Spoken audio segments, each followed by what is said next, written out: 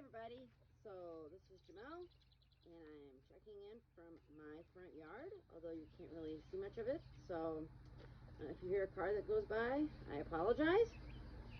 This week, and really I've been thinking about this message for probably a couple months, maybe more than that. It wasn't until really the COVID-19 crisis even really hit us back in March that I finally made the attempt to start cleaning out my mom's house since her passing in September. And so I've spent the last March, April, May, 3 months, not just cleaning it out, but going through boxes and boxes and boxes of pictures and memorabilia and a lot of stuff that have been passed down from family. So like my dad was the oldest in his family, grew up on the family farm, which is right here. The farm started in my dad's last name, his great uncle, in 1911. But prior to 1911, another great uncle owned it. It was just he married into the family. So he was the oldest in his family, and obviously a lot of pictures passed down to him. And then my mom was the oldest in her family. So I've been seeing and reading and learning a lot about my heritage. Now, you know, something that's interesting, and I think everybody knows, is I'm actually adopted. So I don't have any biological relatives.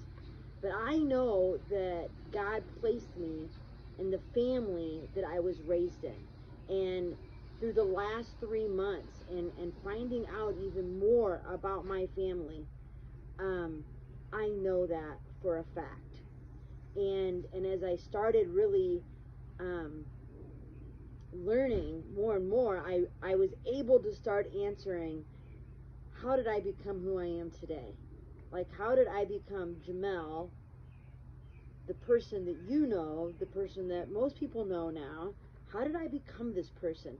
And it's absolutely no doubt in my mind. There's no doubt in my mind that, like, God ordained like all of this. And I really believe, like, it goes back multiple generations. You know, as I was thinking about my mom adopting me, I thought, I wonder if she prayed like Hannah did. And Hannah prayed fervently for a child, and that she would dedicate her child to the Lord, and that was Samuel, of course. I wonder if my mom, you know, prayed that. I know my grandparents, I know many of my great aunts and uncles, and they were all such godly people. I remember visiting my great aunt Donna. She was the last one in that generation to pass away, and that happened in April. And she always had a Bible by her chair. They were just incredibly godly people. Those were the role models I had. And so I've just been amazed learning about that. And it reminded me of 2 Timothy chapter 1, where he says, Paul says, I remember your genuine faith, for you share the faith that first filled your grandmother Lois and your mother Eunice, and I know that same faith continues strong in you. I think of that like I guess I'm proud that maybe I have a faith that's just part of the faith that my mother and my grandmother and my aunts and uncles had. I know that on my grandpa's side, on my mom's side, I had a great grandpa, Ora Harris, and he died early in his adult years. But he was a traveling preacher, and actually one day during this COVID-19 pandemic, we packed a picnic and we went to try to find his gravesite. Spent 3 hours searching Lynn and Muncie, Indiana, to no avail. But I have a picture of it. I've been there once, and I wanted to see it because I knew he was a traveling preacher. Obviously, my grandpa inherited some of those characteristics, but he died early on in my grandpa's life, and so my great-grandma remarried, and she married a guy with the last name Winter. And I knew my great-uncle, Carl Winter, my grandpa's half-brother, and oh, I just loved Carl and Aunt Mary. such godly people. And as I was thinking about all this, I thought to myself, I wonder if they read these kind of verses and thought of us. Did my great grandpa read Isaiah 44, where it says, "But now listen to me, Jacob my servant, Israel my chosen one. The Lord who made you and helps you says, do not be afraid, O Jacob, O Israel, my chosen one, for I will pour out water to quench your thirst and to irrigate your parched fields, and I will pour out my spirit on your descendants and my blessing on your children." I wonder if my great grandpa thought of that. I know that my grandma, who my grandpa married, she was a farmer.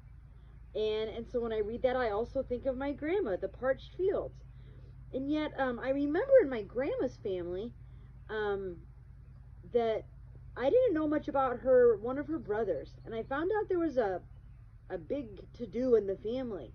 And I asked my cousin over this time, I said, or actually my mom's cousin, wasn't my great-grandma and great-grandpa Taggart, weren't they Christians? And she was like, no, they weren't. And I said, well, how did my grandma Harris, how did she become a Christian? She married Everett. Everett was a Christian. His dad was Ora. How did my grandma and my grandma's brothers that I did know, my Uncle Glenn and my Uncle Tommy, my great Uncle Glenn, great Uncle Tommy, I always knew them as Christians. And I found out that when Uncle Glenn started dating who I know to be great Aunt June, she was a Christian. And he went to church with her. And soon my grandma started going to church. And then their other brother, Tommy, started going to church. And I thought, oh my gosh, because of my Aunt June, my grandma knew Jesus. And my cousin remembered her dad accepting Christ when she was in high school.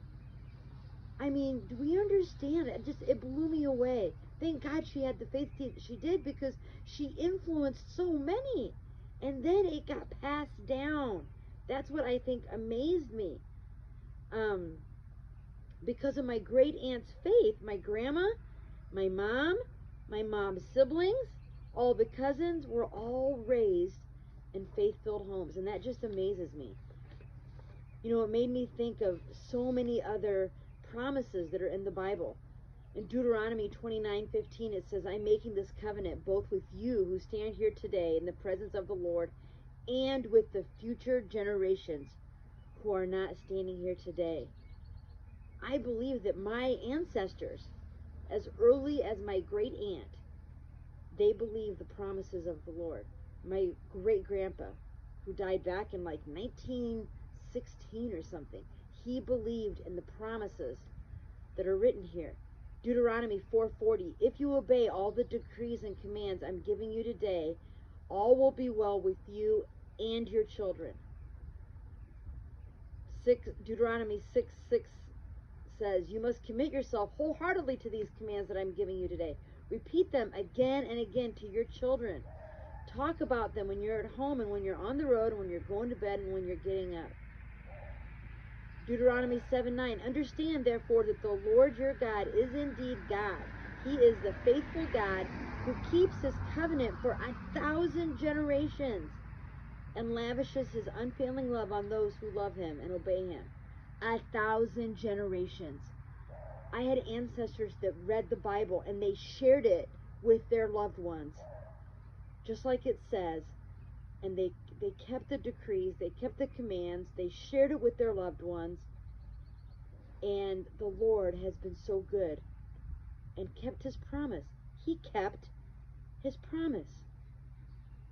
So then on my dad's side, as far as I know, everybody on my dad's side was always a Christian.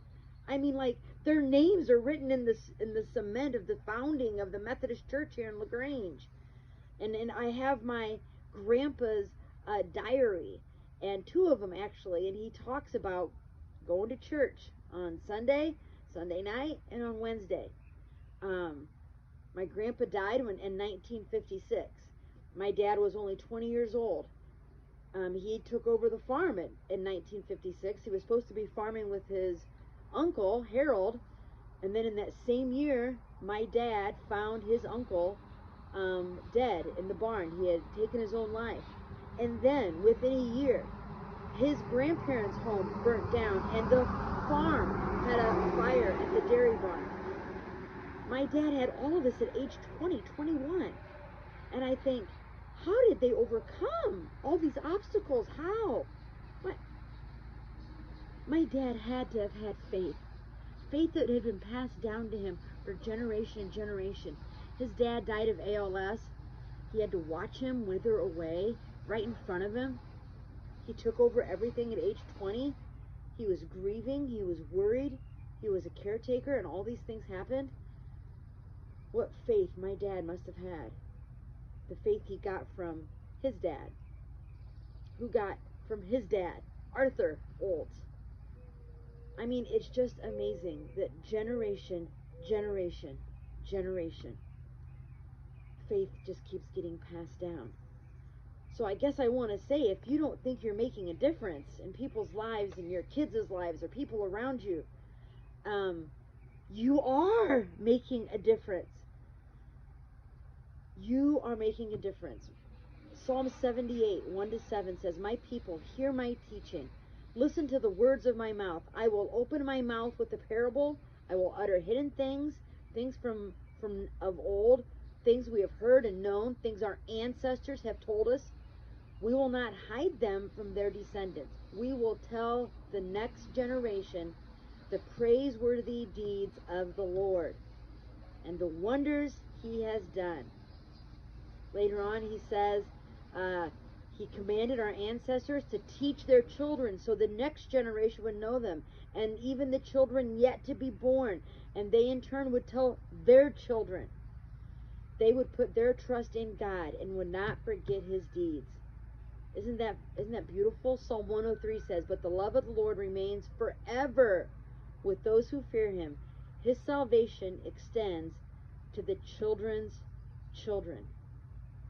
That just amazes me. Your faith can affect generations and generations to come. I am living proof of that. My daughter is a living proof of that. That God was working over 100 years ago. He brought my grandpa into being and met my grandma, who was not raised in a Christian home. Let me write this out for you so you can see it, because I think it's amazing. Hold on. So my great grandpa is Ora, who had Everett.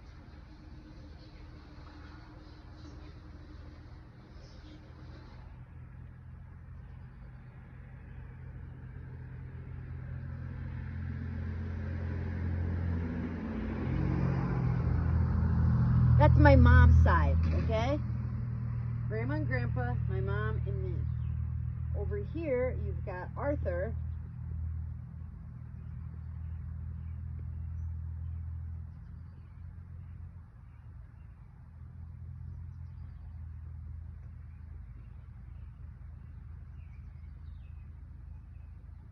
Now, that's my dad's side. Now, my brother's in here too, right? But look at this. We've had kids. So then there's Callie. You know my daughter Callie, but my brother has had Chad and Cody. They've had kids. They all got to meet my mom. Eli, Samuel,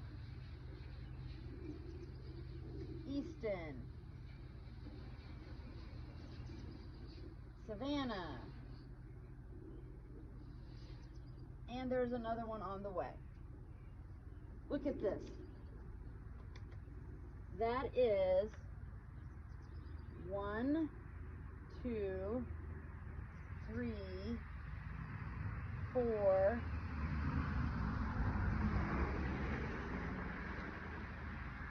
5 generations if you don't count my grandpa. 6 if you count him. That's amazing. That amazes me. So I want to implore you to keep strong in your faith and keep sharing it with people around you, because you might not see the effects of this. My Aunt June is up there, and because of her, all of that happened. Faith. Because my grandpa and his dad could overcome wars and depression and drought on the farm, and overcoming, watching so many things happen in his life. My dad, because of that, here we are. Keep the faith, everybody. Keep the faith. Have a beautiful day. I hope to see you again soon.